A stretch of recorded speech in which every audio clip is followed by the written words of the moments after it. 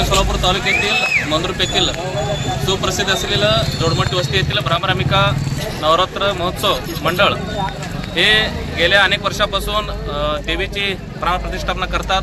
हे मंडळ इतकं उत्कृष्ट आहे की देशभरातील जे 52 शक्तिपीठ आहेत देवीचे, या 52 शक्तिपीठातून त्यांनी दरवर्षी ज्योत आणण्याचा संकल्प केलेला आहे। जवळपास 800 ते 900 किलोमीटर अंतरावरून हे दरवर्षी ज्योत आणतात।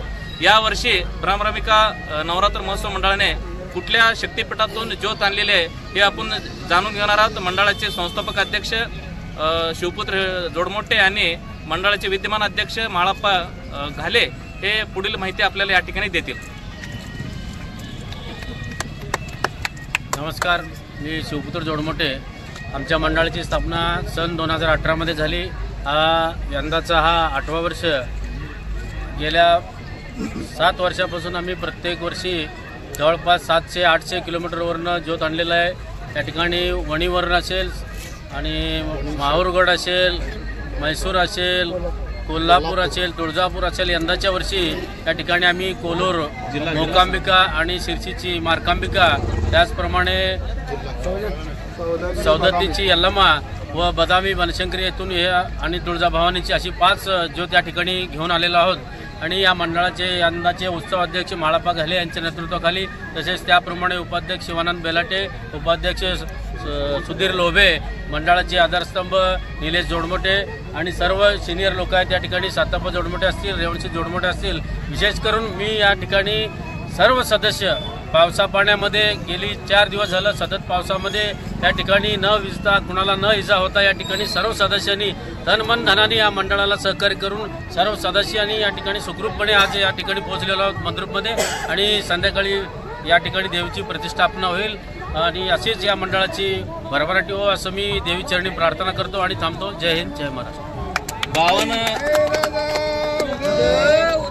52 शक्तिपीठातून तुम्ही दरवर्षी ज्योत आणण्याचा संकल्प केलेला आहे। यावर्षी ज्योत आणताना किती मुलं होते आणि हे जे तुम्ही 800 ते 1000 किलोमीटर अंतरावरून जे येता, उडुपी आहे, कोळूर आहे, खूप काही लांब लांब तुम्ही येता, टोटल याचा खर्च किती आहे आणि किती दिवसाचा हा प्रवास आहे? साधारणपणे आमच्या या ज्योत यात्रेमध्ये 150 ते 200 कार्यकर्ते या ठिकाणी सभासद, संपूर्ण गावातील सर्व समाजातील लोक या ठिकाणी आमच्यासोबत येत असतात। त्याप्रमाणे मुस्लिम समाज असू दे, कुठलाही असा या ठिकाणी भेदभाव न करता प्रत्येक समाजातील या ठिकाणी पदाधिकारी येतात, सदस्य येतात आणि कमीत कमी 2 लाख रुपये या ठिकाणी आमचा खर्च होतो।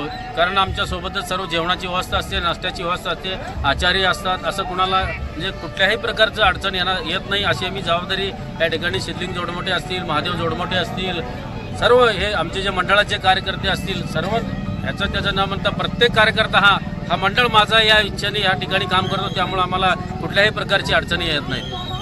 आता 10 दिवस यंदा नवरात्र उत्सव आहे। या 10 दिवसाच्या पिरियडमध्ये आपलं मंडळ काय काय उपक्रम राबवणार आहे? मंडळाचे अध्यक्ष मी या नात्याने सांगतो की कबड्डी स्पर्धा ठेवण्यात आलेला आहे। सांस्कृतिक मध्ये रंगभरणे स्पर्धा आणि शालेय जे विद्यार्थी उत्कृष्ट 1 नंबर 2 नंबर आले यांना अध्यक्ष सत्कार करून यांचं पुढील वाटचाल शुभेच्छा देण्यासाठी आणि प्रवचन 5 दिवसाचं आहे आणि जे काय संस्कृती असेल ते सगळ्यांनी लाभ घ्यावा याची विनंती।